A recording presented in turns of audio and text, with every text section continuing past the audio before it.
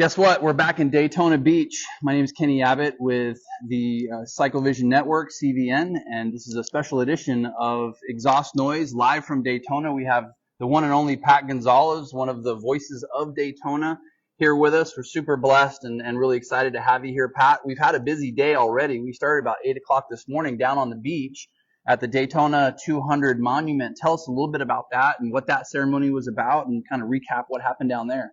Well, Kenny, first of all, great to be working with you, and hopefully over the next 4 days we can bring those folks who didn't get a chance to come down here to Daytona for Bike Week, all of the goings-on, the results, you know, who's winning, who's disappointing. But it all started in terms of the road racing, if you will. This morning at about 10 o'clock, we kicked off the official ceremony for the Daytona 200 Monument. And for those who aren't familiar with the monument, I think it's one of the best kept secrets in American road racing. It was started some 22 years ago by Dick Clamforth, who had won 3 times when the Daytona 200 was run on the beach. And as it had moved in 1961 to the Speedway, Dick wanted to make sure that, along with himself, all of the other great riders who won the Daytona 200 on the old beach course, where they'd run up Daytona Beach, make a sharp left onto what is now A1A, down to the far south turn, and then again out onto the beach. Of course, when you're racing on the Daytona Beach, you've got to time the start and the finish so you account for the tides. And there were some times there where it was getting the tide was coming in, and boy, that track was getting narrow and narrower. So every Wednesday of Bike Week, Dick Clamforth's daughter, Christy Clamforth, and Al Charles, her partner, and we should mention Al Charles not only is her partner and helps with this, but he's also part of ARMA, so he's very well tied into vintage racing and a lot of the folks that are being inducted into what's essentially the Daytona 200 or the Daytona Racing Hall of Fame. Yeah. Well, Al was the race director last year for ARMA. He isn't this year, but very busy with the monument. And he was the guy who said, you know what? Our guest of honor this year should be a great young rider, and that is Stefano Mesa. And I'm saying Stefano because for years I was saying Stefano, as many people were, but it is officially Stefano Mesa. And, of course, like the tennis player, Stefano Tsitsipas. So he was great today down at the monument. Of course, last October, Kenny, you were here as part of the announce team with Richard Chambers for the ASRA Fall Cycle Scene races, and that was when Stefano Mesa set the all-time motorcycle track record here at Daytona, a minute 44.046. Unbelievable. Not on a qualifying tire, on a BMW S1000RR. Race tire. Yeah. So, yep, he had the Pirelli race tire on. And, you know, the first couple laps were fast, and you could tell it was going to be a fast race. He threw down a lap. I think he ended up breaking the initial record. And let's be honest, most track records are broken by thousandths, maybe hundredths of a second. It's rare that you see it drop by 0.5 of a second, but you could feel that the first couple laps were faster than normal. And when he came around and it was a full half second faster than his previous lap record that he set the year prior on the Kawasaki, you just felt that this was going to be special because the tires weren't even really up to temperature yet. And then the next lap, he dropped it a full second, and it just, you could feel the energy. You could feel how fast that lap was. It was really exciting. Yeah, so Stefano was there signing autographs. We had a number of other folks who came out, excuse me, and there were 4 plaques that were unveiled, fighting a bit of a Daytona cold. Roger Lyle was one of those. Roger, of course, ran the motorcycle excitement program at Summit Point. Yeah, not to mention the Mid-Atlantic Road Racing Club. When I first got involved in motorcycle road racing in 1985, Roger Lyle and the Mid-Atlantic Road Racing Club were doing all of the corner working in the Mid-Atlantic region at Summit Point Raceway, but they were also helping with the U.S. Marshals down here at Daytona Beach, at Daytona International Speedway, as well as Loudon, and Roger was very instrumental in all of that. When I was asked in 2000 to run the Formula USA National Road Racing Series, I couldn't think of anybody better to bring on board as a national safety director than Roger Lyle. So he was actually my national safety director with Formula USA and Championship Cup Series. So as we traveled around the country to different racetracks, we were implementing a standardization of flag protocols and safety procedures and everything else. Most all of that headed by Roger Lyle and what he had done with AMA Pro Racing, the U.S. Marshals, and everything that they had done here at the Speedway. So it was really exciting to see him there. Well, Roger's done it all, and he even did a little bit of announcing here with Richard and myself over the years. But it was great to see Roger. He had a number of his friends out, and I think it was a very special time for him, Joan. as it was for the family of T.C. Christensen, who of course was the pilot of that legendary Hog Slayer drag racing bike, the double-engine Norton, that was so dominant through the early to mid 70s. And the guy who built that bike, John Gregory, turns 90 years old tomorrow. Man, he is in incredible shape. He looks great. For 90. And they had a big, beautiful cake that was shared with everyone who made it to the monument this morning. And had a great interview with John. And, of course, he invented the slipper clutch. Unfortunately, he didn't patent it, and everybody copied it and borrowed it. But, there's some technology that has gone on since it was invented in the 70s. Yeah. But, John was great, and a number of his friends were out there. So that was the second of the plaques that was unveiled. Eddie Atkins, what a great guy. 6 decades of being involved in flat track racing. And Eddie's wife was there. A number of his family members was there, along with this good friend. And that was a really, a very, very special time. And then the last plaque that we unveiled at the monument this morning was that of Stephen Pate. And as we said, the Daytona Monument was created to recognize and pay tribute to all of those riders who won on the old beach course. Well, since then, it's sort of taken on a life of its own. All of the riders who have won here at Daytona International Speedway are on there, along with other folks who have been involved in the racing, including the late Duke Pennell. There's a beautiful shot of Duke and the artistry that he displayed with the checkered flag. And Duke was always one of the real special people we enjoyed meeting and hanging out when we came to Daytona. Always had great stories. So, the monument, Kenny, has become something for all motorcyclists and not just road racing.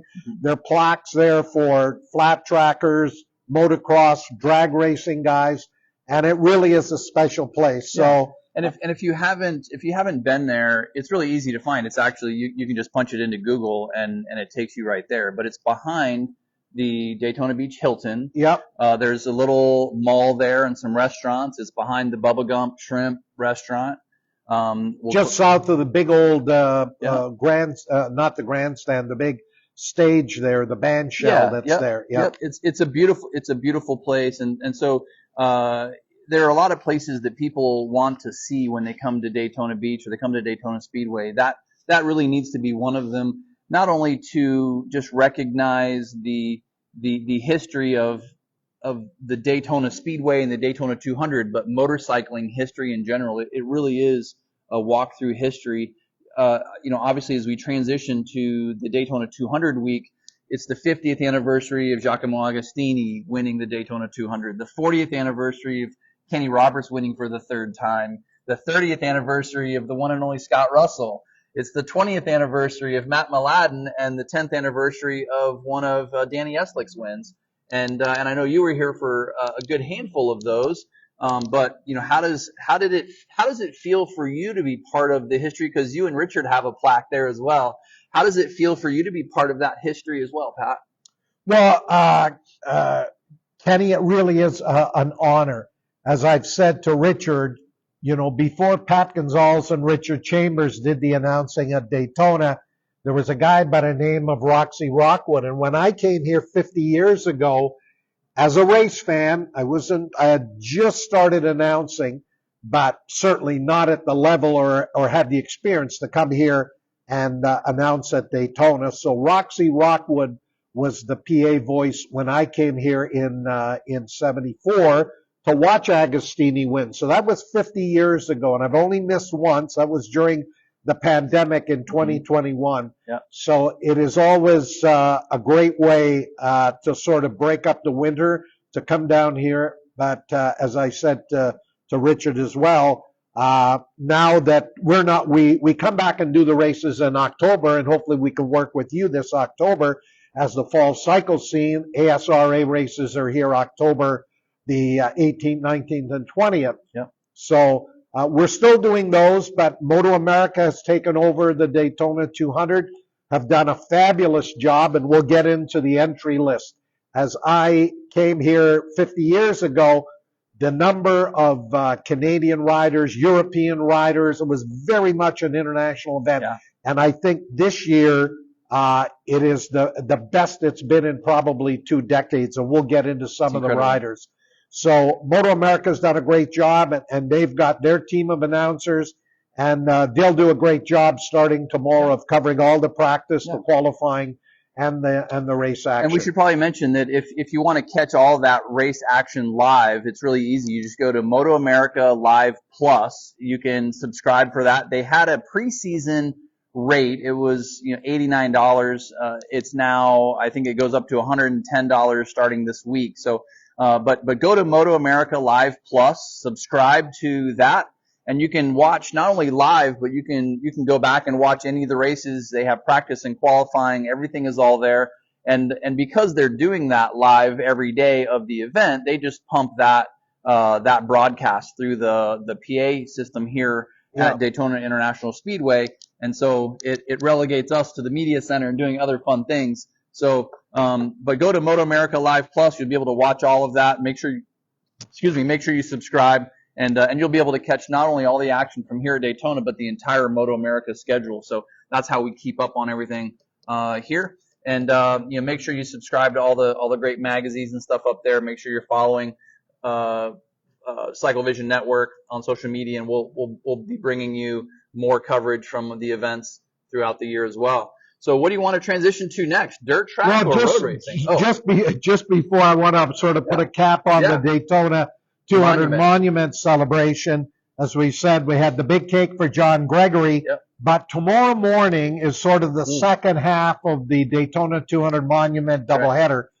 On Thursday morning, tomorrow morning at 8 o'clock at the Eagles on US 1 on Ridgewood, for those who may be in the Daytona Beach area tuning in, we've got the Over the Hill Gang breakfast. And so that traditionally was a breakfast where racers who had run on the beach were invited to come to the breakfast, tell their stories. And but you never know who's going to show up. At the Monument today, we had Jimmy Felice. What a great rider Jimmy was, and some of the international lightweight 250 races that he ran in. So tomorrow morning, it's about a mile south of Dunlawton on Ridgewood, which is US 1, is the breakfast. Doors open at 8.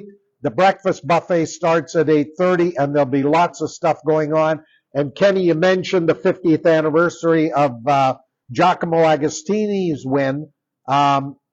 Famed photographer Bill Petrol put together a beautiful shot of Agostini on that Yamaha TZ750 along with his headshot from Victory Lane when he won the race.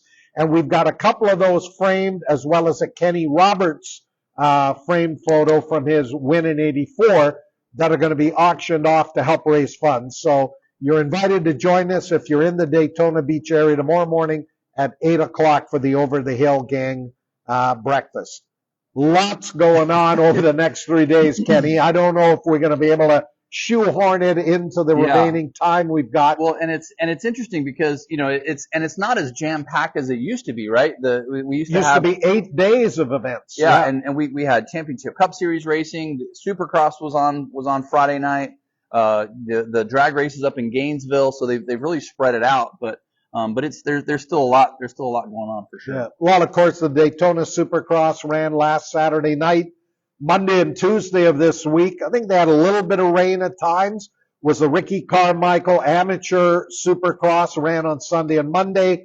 And then yesterday was the Vintage Supercross and ATV racing. So the Speedway has been busy. Today is sort of the calm before the storm, where all of the road race teams roll in here, get set up, go through registration, go through tech inspection, and they'll be ready bright and early tomorrow morning to get to the racetrack. As we rolled in yesterday, Alan and I, we were out in the credential lot with all the RVs and trucks and everything. Of course, one of the big things happens before everybody rolls in is they wash all the big rigs before they get into the speedway. But some of the teams were out there already practicing their Daytona 200 pit stops because they just hadn't had much time to have everybody together doing that. And so they've got the bikes ready, they've got everything ready to go, but they didn't have everyone on the same page doing those pit stops. So as you know, that's one of the most important pieces of that Daytona 200. So some of the teams were out there practicing last night. Yeah. Okay. So hopefully we'll see some folks come out to the breakfast tomorrow morning at the Eagles there on US 1. But before we even get into looking at the entry list that is strong in all four of the classes, sort of some late news coming out. One of the entries that was scratched, I believe just today, was a Canadian rider who was actually born in Guyana, South America, Elliot Vieira, on a Ducati. The bike just wasn't ready to go. So I talked to his manager, Clive Nigakeen. They've scratched his entry. Even though he was on an underpowered Yamaha here last year that was Bridgestone shot, ended up finishing 15th. And he was looking to, at least duplicate that this year, even with the strong field of riders. So he's the one scratch.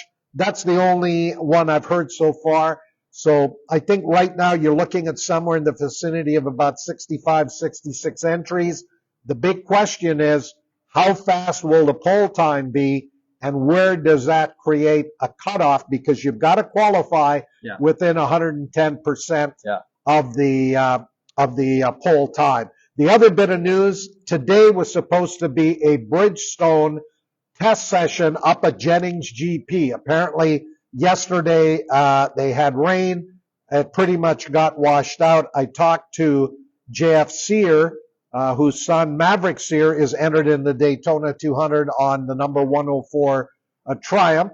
And that's a whole other story there, where his ride is a tribute to the late Chris Ellis, who was with Triumph. Sadly, we lost Chris a couple of years ago, but he was the guy that brought Triumph back to the Daytona 200 that ultimately led to Danny Eslick's win in 2014. So there's this whole Triumph story that's going to evolve. But Sear is a talented young rider. He won both the Canadian Superbike and Sport Bike Championships last year, and was here in October. You were with us calling those races.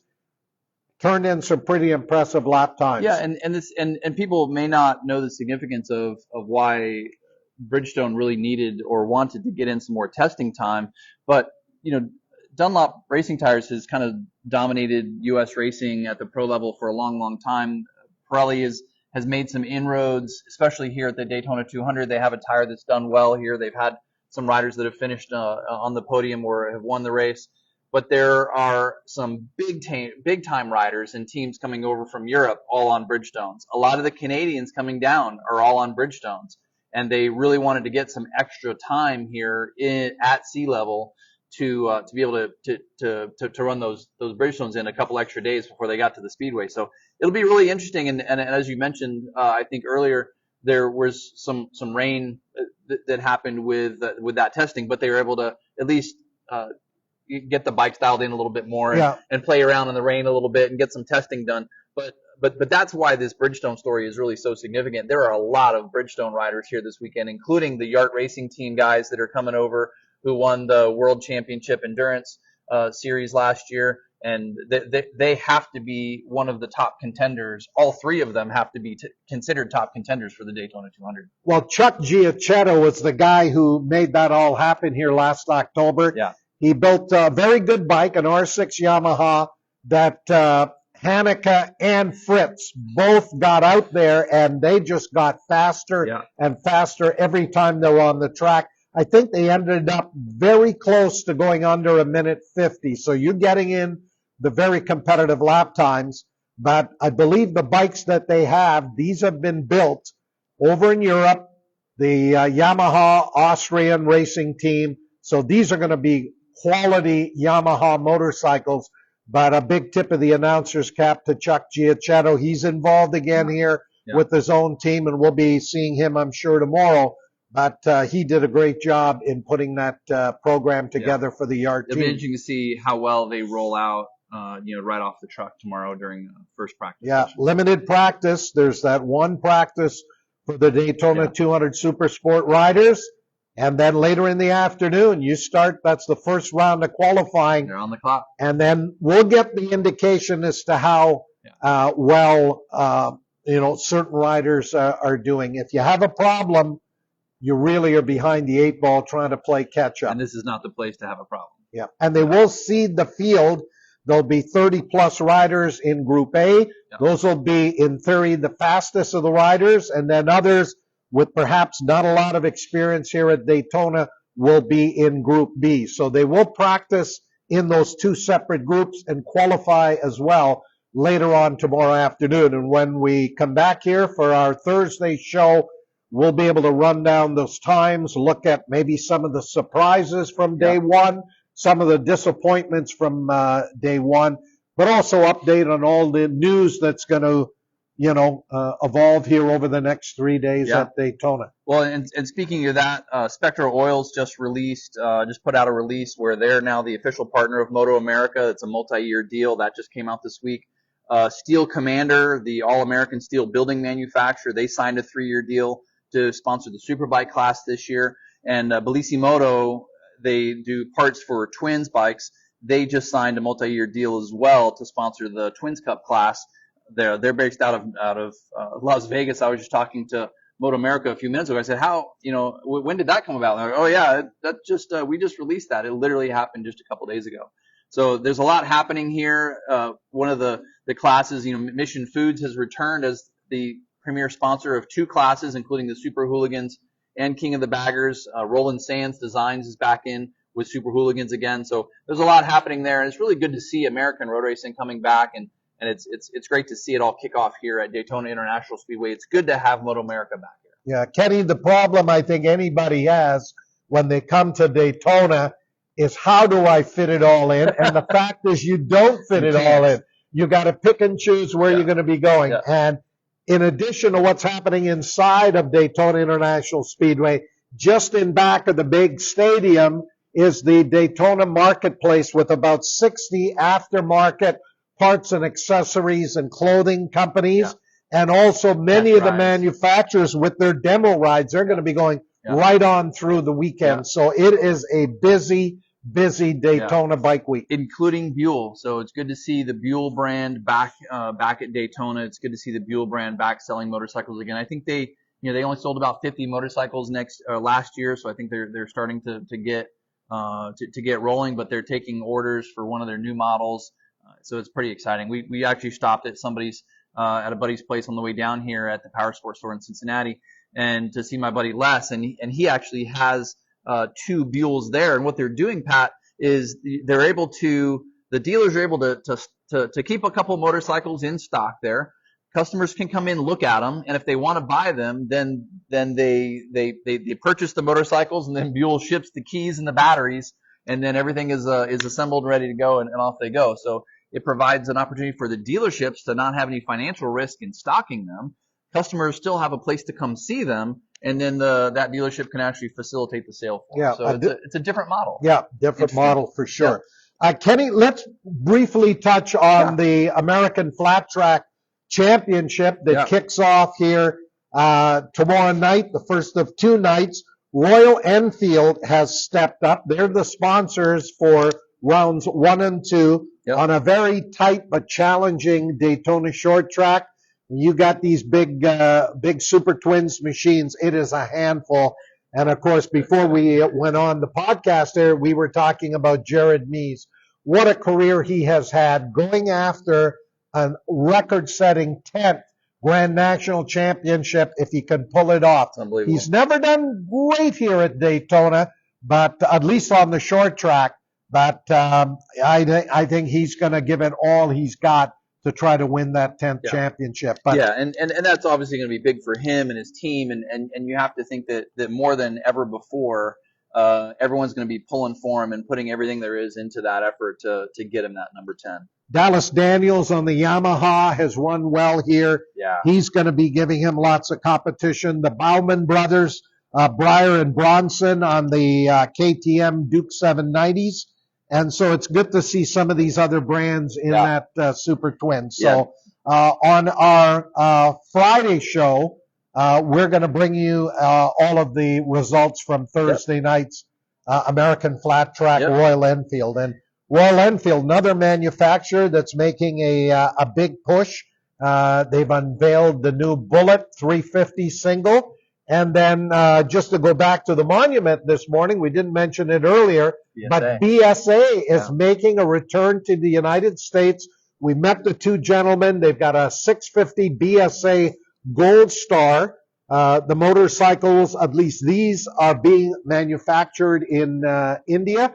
I think in years to come, many of the models are going to be manufactured back in England, but they hope to have a dealer network of about 100 BSA dealers, but they're just getting started on that. And great that Royal Enfield has stepped up here to sponsor rounds 1 and 2 of the flat track. And before we get into the road racing stuff, there is that super ticket available if you're coming to Daytona and you want to catch all of the short track and all of the road racing. It's $100. It gets you 3 days here at the Speedway, including the Daytona 200, and then as well it gets you both nights at the Royal Enfield Daytona Short Track. That's a pretty good deal for $100. Exciting. Yeah, it's it used to be pretty expensive just to get into the 200, and then you had to figure out, well, do I have enough cash to get to both? So it's a great opportunity, and while you're here on site, again, it's this facility is pretty massive, but it's all really close. It's an easy commute, great parking. It's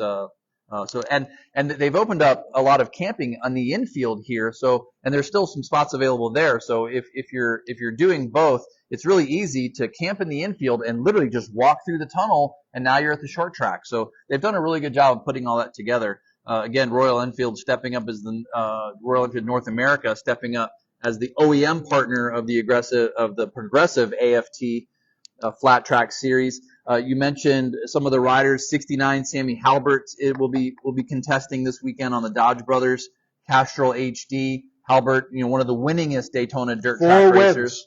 Yep, 4 wins here. Ryan Varnes, number 34, he signed with Cameron Smith to ride their KTM for Schaefer's Motorsport. So so he's going to be on that 790 Duke in the Mission Twins AFT class, and then of course Factory Indian with Jared Mees, Troy Herfoss, the Australian, is going to be on an Indian this weekend as well. So there's a lot happening there, and we'll bring you that news as it happens here at Daytona International Speedway. And just look at my notes here. You've got the AFT singles presented by Kicker, Cody Kopp, the defending champion on the KTM.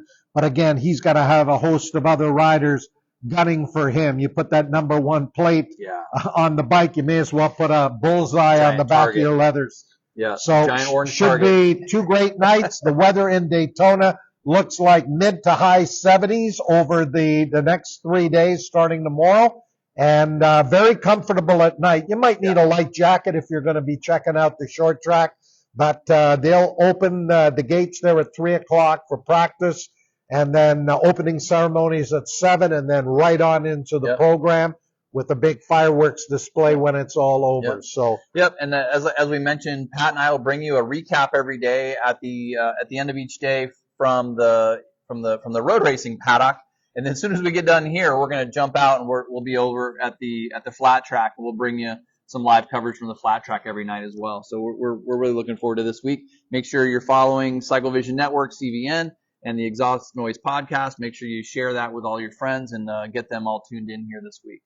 So, Kenny, why don't we quickly go through the 4 classes that are going to be racing here at the World Center of Racing over the next 4 days, starting with the Mission Roland Sands designed Super Hooligan class that continues to grow and attract new riders, new equipment.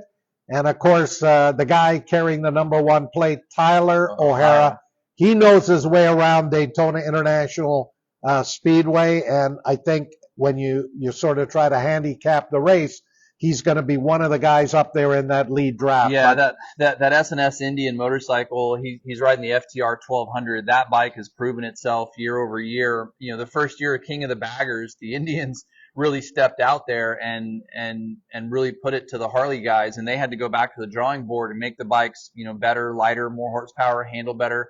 And so at place like Daytona, these bikes are very, very fast. And not to diminish the fact that these are Harleys and Indians racing in this bagger class, but some of these big bikes are approaching 180, 185 miles an hour around the super speedway here, which is unfathomable for some of these motorcycles when you see them on the dealership floors. Yeah, indeed. Let's quickly go through some of the other riders here. Travis Wyman on the Saddlemen Harley, along with Corey West. Yeah. You know, both of those guys are going to be up there in that lead pack. Yeah. And of course, veteran Nate Kern, one of the oldest riders in this class out of Cumming, Georgia, on the BMW R9T. Yep. So he'll be carrying the BMW brand in that Super Hooligans event. He's been one of the BMW development riders for a while now, and you know, he raced here back in the Boxer Cup. Yeah. Back in the day. And he's been developing that motorcycle, so really exciting to see him back here at Daytona. You have Troy Herfoss, which is on the Indian FTR 1200 we mentioned, and then there's even a couple of KTM Dukes in the field, including Cole King, Andy DeBrino. DeBrino is an interesting guy. He came to Daytona here about 3 years ago. Nobody had really heard about the guy. He was cleaning up in the Northwest. And here's this guy on this KTM. But do not count out Andy DeBrino. And, of course, he'll be looking forward to getting back to his home track of the Ridge later on in the season in Moto America. Yeah. Hayden Schultz will be on one of the Pan Americans out of Fayetteville, Arkansas. You know, they're one of the Yart riders, Niccolo Canepa. You have to assume he's going to be fast as long as that motorcycle is ready to go, and he's on one of the Yamaha MT-09s. Right, and it's interesting with Canepa, he was not here in October, just the other two Yart riders in Fritz and Hanukkah, and I think one of the reasons he has entered into the Super Hooligans class just to get more track time and learn the racetrack that's going to help him in the Daytona 200. So I think that's a strategic move. And I see you've highlighted Jake Lewis. What a talented rider he is. He's on the third of the Saddlemen Harley Davidsons. Don't count out Jake Lewis. He's going to be right there. He's tall. He's got a lot of leverage for these big, heavy motorcycles too. So this could be the perfect racetrack for him. Shalina Marita, sorry, I always struggle to say her name. So Shalina, she'll be on one of the Ducati Monsters. Remember, Michael Barnes started a couple years ago on one of the Ducati Monsters from Fast by Faraci, and they had good luck. So we'll see if Shalina can get that Ducati up to speed. And then, of course, there's a lot of other XR 1200s and Pan Americans in the field. So Josh Siegel, Hawk Mazada, and then you get down to the number 137 machine of Stefano Mesa on the Tyler Cycle Racing Energetica, the RS. Yeah, that Energica, we talked to him at actually Richard Chambers interviewed him at the Monument this morning when he was there signing autographs. Met his mom and dad, just great people, and they've traveled to every one of his races from when he was an amateur rider, and of course now certainly one of the top super sport riders, and I think on the right equipment he'll be right there in Superbike, but showing his versatility, being able to get off the Boulder Motorsport Ducati and then right on to this electric Energica, and he'll carry the number 137 plate. And I said this morning at the Monument, I got a feeling Mesa is going to get the whole shot off the start, and he'll be right in there. They have worked on that bike, of course, developing it throughout the 2023 season, and I think this bike will be even stronger. He ended up 4th in the Super Hooligans Championship. Yeah. So you know the bike is competitive. I think he did finish on the podium at COTA. So the bike, certainly available to run up front. Yeah. And one of the other riders I think everyone should keep an eye on out of the Junior Cup class, Hunter Dunham, he's going to be on a Ducati Hyper Motard, which, it's the only Ducati Hyper Motard in the field. So that should be exciting as well. Also sponsored by Mission Foods this year is King of the Baggers. So that's, of course, why a lot of the Harley riders come to the races nowadays. The number one of Hayden Gillum, the Owensboro, Kentucky rider on the big Revzilla Motul Vance and Hines Harley Davidson. That's he's going to defend that number one plate, and he's still got to be the guy to beat. Yeah, Hayden Gillum is going to be tough, no doubt about it. Very, very talented rider, coming up through Super Sports, Super Bike. He is big, but these baggers, looking at the lap times, Kenny, from last March and even last October when a number of riders were here using the ASRA Fall Cycle Scene road races to prepare for the event here in March, that they were turning lap times very close to the Super Sport machines. Minute 50s, a minute 51s. I would not be surprised that the pole time for the Mission King of the Baggers class is well into the minute 49s. They have developed and worked on these motorcycles. They're handling better. They're getting through the air better. And you talk about drafting. To look at the drafting effect on these big bikes, because they're pushing so much air, is incredible. Particularly when you get a double draft and that guy who is the third rider in the group is just able to absolutely blast by the other two riders. I feel like if you can get 2 or 3 of these guys in a draft in qualifying, you might see a high 48. I don't know why that's a number for me, but I feel like there might be a 48 there somewhere. But Hayden Gillum will be defending the number 1 plate. Travis Wyman out of Las Vegas on the number 10. Ruben Zaus on the Fueling Parts Harley Davidson. Yeah, interesting. Former World Superbike front runner. He's in his, I think, about 47, maybe 48 years old now. But Ruben Zaus, I think, is going to be one of the riders who could surprise some people here at Daytona. He doesn't have a whole lot of experience here at the Speedway, but he's a fast learner, and I think he's going to be right there on the Fueling Parts. They're a Harley Davidson aftermarket performance parts company, and Corey West is there. Now, here's what's interesting to me. You have number 17, Troy Herfoss, the Australian National Superbike champion, teamed up with Tyler O'Hara on the SNS Indian. And this isn't like Troy Herfoss stepping onto a privateer Indian or a privateer Harley Davidson. This is him stepping onto a championship contending Indian. And this is going to be really, really exciting. Yeah, remember Jeremy McWilliams was teamed up in this class with O'Hara. And Herfoss, again, another one of those riders, the talent is going to show, even though he's got almost no experience here. I don't think he's ever turned a lap here at Daytona. Yeah. Jesse Janisch makes a return. Jesse Janisch was involved in a really bad accident last year at Blackhawk Farms Raceway and had and it was bad news. So this is the first time he's returning to racing back on a motorcycle with the Sly Fox Suburban Motors Harley Davidson team based out of the Midwest. He's a Wisconsin guy, so we like to see him up there. But he's going to be trying to run with the big boys here. Kyle Wyman on the number 33, obviously a defending champion, part of the factory Harley Davidson team with James Rispoli. Bobby Fong is back. Danny Eslick is back. Kyle Onsong is back. This is Jake Lewis is on a bagger as well as the Super Hooligans bike. Rocco Landers makes his debut.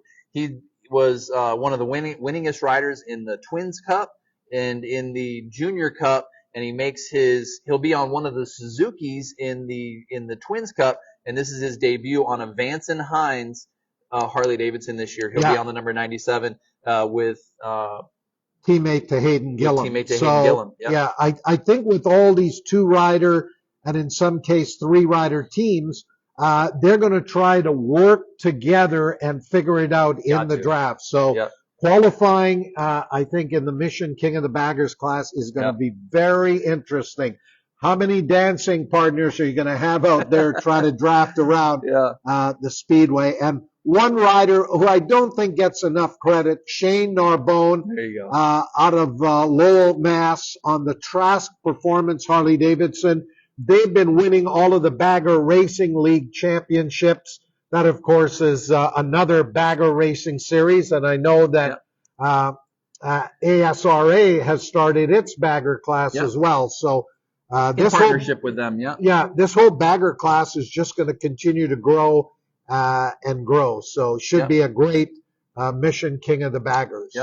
Yeah, we mentioned that Rocco Landers is debuting the Suzuki GSX 8R. He'll be riding the number 97 machine. He's out of LA, but it's also going to be for the RevZilla Motul Vance & Hines Suzuki team. And a lot of people don't know Vance & Hines Suzuki has also been building the Vance & Hines Suzuki drag race bikes as well. So it's a new motorcycle, but I guarantee they've had that bike for a while, and I guarantee it's going to be really, really fast. Yeah, well, it's great to have Suzuki added to the brands for Twins Cup, because we've had the Yamaha R7s and the Aprilia RS660s for a number of years now, and you get that Suzuki in there, and they've got some talented riders and some very strong teams. Would not be surprised to see a Suzuki on the podium. And as we mentioned, Bellissimoto is the brand new sponsor for the Twins Cup. It'll be interesting to see Dominic Doyle and Caleb DeCarroll go at it again this year. Ben Galati, of course, one of the top contenders out of New Hampshire. We should see them going at it. Gus Rodeo's been here for a few days already. He's been hanging out over at the flat track. I think he's itching to just go around in circles here. Ray Hoffman, who's always been really, really strong in Twins racing. He's on one of the Aprilia 660s. He's always been really fast at Daytona, but it's going to be a little harder for him to keep up with some of the young guys. And we've got a little bit of international flair in the Twins Cup.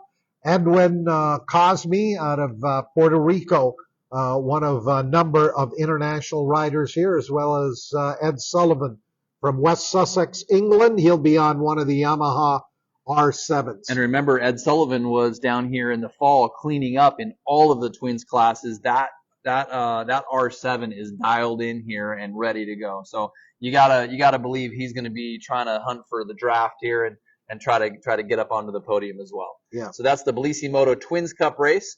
And then we move right into the premier event here, the 82nd Daytona 200, which is the super sport rules here for Moto America. The number one plate of Xavi Forés, the Spaniard on the Attack Performance Progressive Yamaha Racing. He'll be on an R6. He's going to be obviously hunting for to defend that number one plate. Xavi Forés was on the Ducati last year. That spot now taken. Essentially, Josh Herron will be on the Warhorse HSBK Ducati.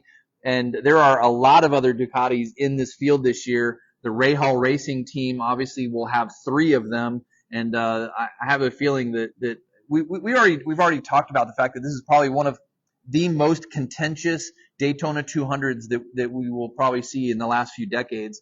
And part of it is because there are more manufacturers. There's Yamahas, Kawasaki's, Ducatis, the Suzuki's 750 now is part of it, and as well as the Triumphs that are still competitive. Yeah, interesting that Graham Rahal, who of course owns, I believe, a couple of Ducati dealerships, would step up with this team. I know this announcement, I think, came early in the fall, and when we were here at Daytona in October, the speculation was who would be the riders, right. And they had announced a 2-rider team. And we were kicking around a lot of names. Caleb Yakov was one of them that was being kicked around. Yeah. And as it turns out, Kayla, who's an extremely talented young lady, got one of those rides along with PJ Jacobson, who's been around a long time. I can remember watching PJ Jacobson when he was racing 125 Grand Prix bikes coming up through Celtic the ranks. Racing, yeah. And so those were the first two riders announced. And then Corey Alexander, he was announced late, not on the same sponsorship or livery on the bike, but he is right there. And one of the guys he's working with, and they were at Jennings for their, I think they had either a 2 or maybe even a 3-day test, is Carl Steyer, who worked with you when you were with the Jordan Suzuki team.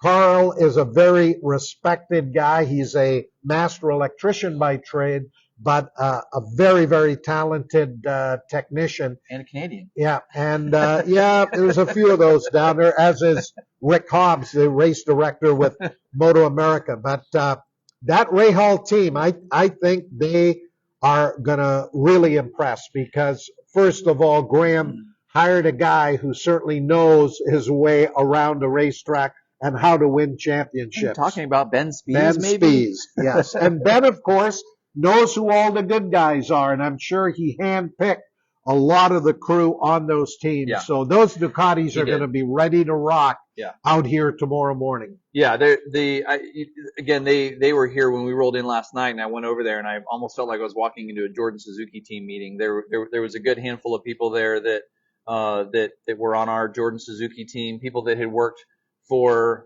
the Valvoline Suzuki team in the past that Spies was comfortable with. And so it's going to be interesting. And just so you guys know, we're going to get inside that team a little bit over the weekend and have some interviews with some of those team members as well. But they're a very stacked team. If it's hard to count out guys like Xavi Forés. It's hard to count out guys like Josh Herron, Joshua Hayes, who still hasn't won his Daytona 200. Yeah, he is overdue. And of course, Danny Eslick, 4 wins, trying to tie Scott Russell and Miguel Duhamel as the 5-time Daytona 200 champions. One of the cool stories that developed before this race was the number 4 of Josh Hayes from California. He's on a CSU, which stands for Colorado State University One Cure J-Force Racing, and essentially they're still trying to find cures for cancer. And so it's just a really interesting partnership with Colorado State University to get behind him on this. So that's one of the cool stories, and we'll bring you a little bit more out of that. The 3 Yart Racing Yamaha riders are in this class who won the World Endurance Championship last year on Yamaha. So those 3 teammates will be in it. We already talked about the 3 Rahal teammates who should be very competitive. The top 5 guys we already talked about. Blake Davis, who's been very, very fast. You can't count out Blake Davis. Stefano Mesa, number 37 on a brand new Ducati out of Boulder Motorsports. He's got to be looked at as a contender as well. And of course, all this will start to shake out tomorrow morning. Bobby Fong is back in the race on the Wrench Motorcycle Suzuki GSXR 750. Richie Escalante, one of the former Supersport champions, is in it. Carl Soltis, who's always in the race. Yeah, Soltis, one of the real good privateers. He has been right there pretty consistently, top 10, top 15 in the Supersport class in Motor America, particularly when they get to some of his favorite tracks like Road America. Don't count out Super Carl. I don't know if he's got the speed and the pace given the depth of the field for the 200. Anything but can happen. I think something in the top 10 would be good. And of course, Brandon Posh, what a great story that first year where he won the 200, beating Sean Dillon Kelly and donated half his winnings to, and I'm just drawing a blank now on Lloyd Bailey. Lloyd Bailey's family, after Lloyd tragically lost his life while racing, in South Florida. Yeah. And Maverick Sear, number 104, we mentioned that young Canadian amateur champion, a rookie expert, a rookie in the Daytona 200.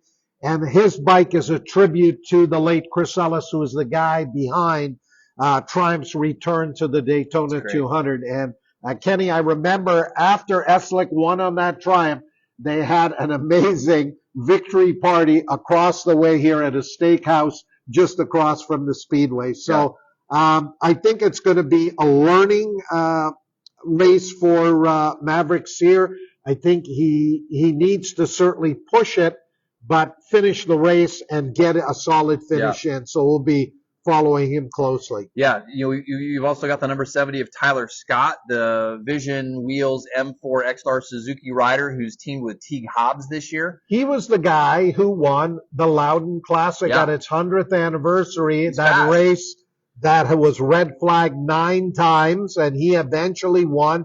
Picked up the first place check, I think, of about $50,000 or $55,000.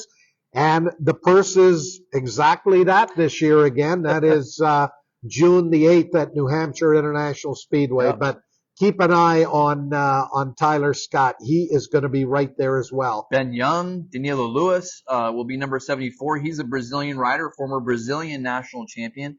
Hayden Gillum on the number 95 machine out of Owensboro, Kentucky, riding for Vesser Racing. Remember Mark Young from Vesser? Yep. Incredible superbike rider and endurance racer. So he's got him behind him this year. We mentioned Brandon Posh, Carol Hanukkah on another one of the Yart riders, Tony Blackhall's race team, Harry Truelove, one of the UK riders from the Truelove Brothers Racing, and they'll be on a GSXR 750. Yeah, they were here in the fall on those brand new GSXR 750s. Yep. After having run Yamahas here in the past, and I think they were on Pirelli rubber here when they came to Daytona in the fall, but I believe they have made the switch to Bridgestone, as a number of riders have here so far. Yep. And of course, we've got on the PHR Performance Triumphs, Richard Cooper, who was here, I think, back in 2008, finished 5th this first year, so he knows the track. He's on a factory-supported Triumph, so he's going to be there along with Peter Hickman, who, of course, is a 13-time Isle of Man champion, and Hickman making his debut here at Daytona. Yep, absolutely. Max Anglis, who's another very, very fast rider here. We saw him here in the spring, or in the fall rather, on his Kawasaki, one of the very fast riders who was, always in the lead draft there, contending for national championships.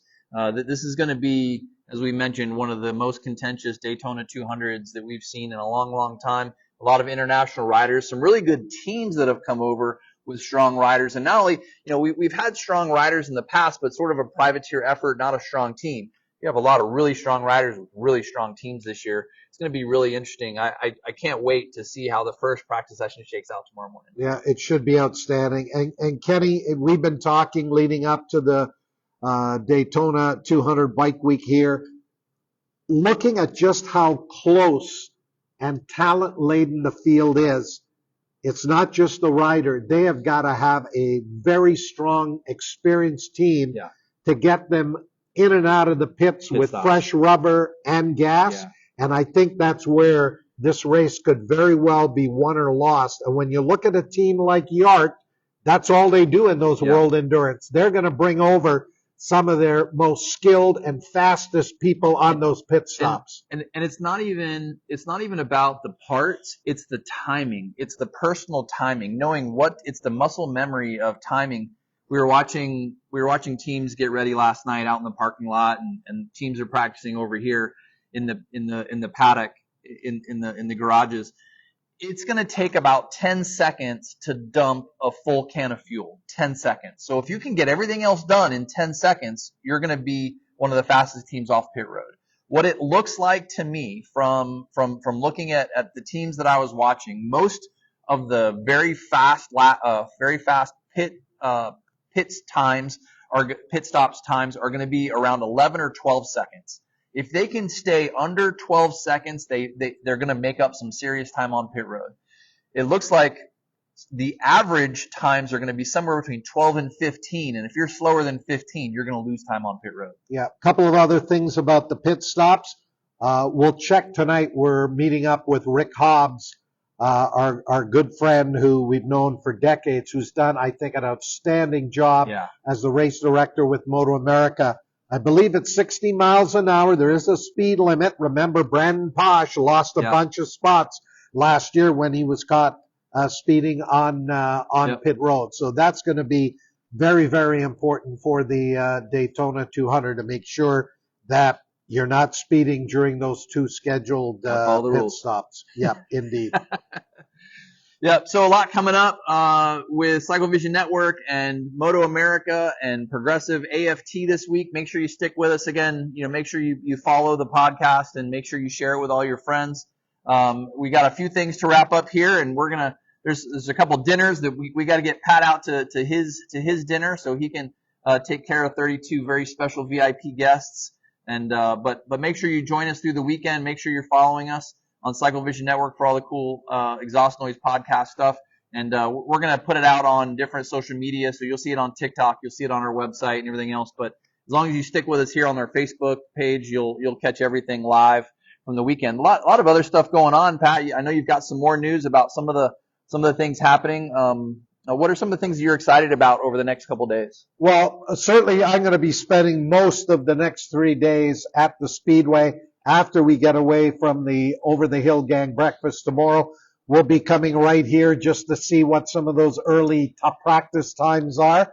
And then spending the rest of the day, we're going to hope to get over to the short track at least one night to check out the action there. But just in and around the Daytona Marketplace is an amazing spot. We're going to go and check that out.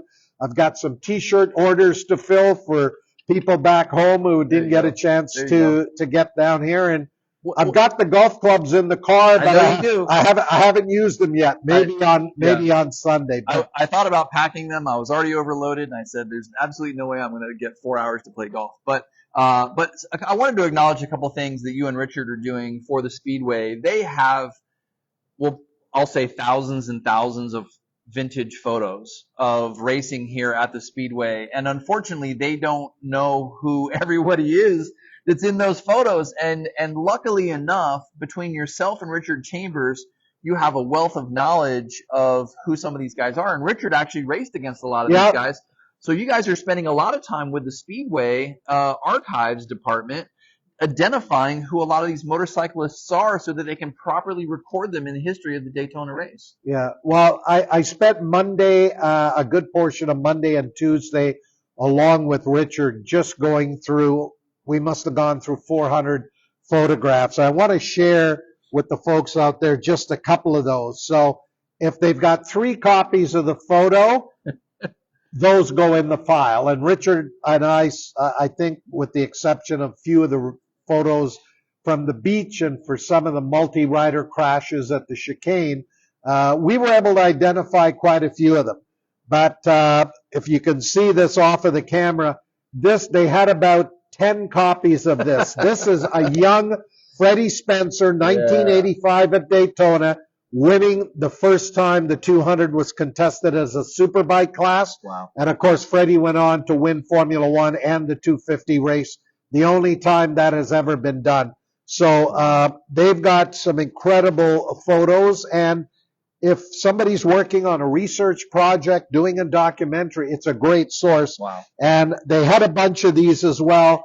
Of course, last year we paid tribute to the late John Ashmead, Michael Barnes going out there and doing a lap in his honor. Yeah. They had a bunch of these number 37. Would you say 1989 winners? 1989 right? Daytona 200 winners. So, and as we said, if you buy the VIP tour, which I think is about $55, not only do you get the tram to go around the Speedway and go on the banking, you also get to visit the Daytona archives. So, our work there isn't done. We'll be back over there in October. But Kate Sayers, wonderful young lady who's heading that up and looking to get all that stuff.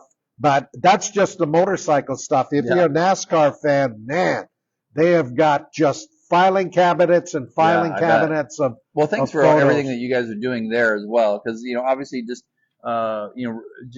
recording the history and preserving the history. And the fact that you guys have stepped in to try to help them do that is amazing. So thanks for your time. No, it's been great, and look forward to working with you over fun. the next 3 days to bring the folks out there as much of the goings on here at Daytona, and we'll be into those early practice times and qualifying round 1 for the Daytona 200 coming up tomorrow. And another point to kind of wrap up, you have a new gig in Canada. Let's talk a little bit about that, because what a great resource for racing, RevTV. Yeah, well, a couple of things, Kenny. I had retired when I turned 68 from my longtime job at Q107 at Chorus up in Toronto, and they were very, very kind and generous with me. And after retiring for a couple of years, still doing some announcing and that, this opportunity came up with RevTV, which is our motorsport and motorcycle and automotive channel in Canada. And they carry MotoGP, World Superbike. We're going to be carrying the Isle of Man, and also looking at perhaps even carrying some of the Moto America races on Second Play. I mean, all those discussions are ongoing.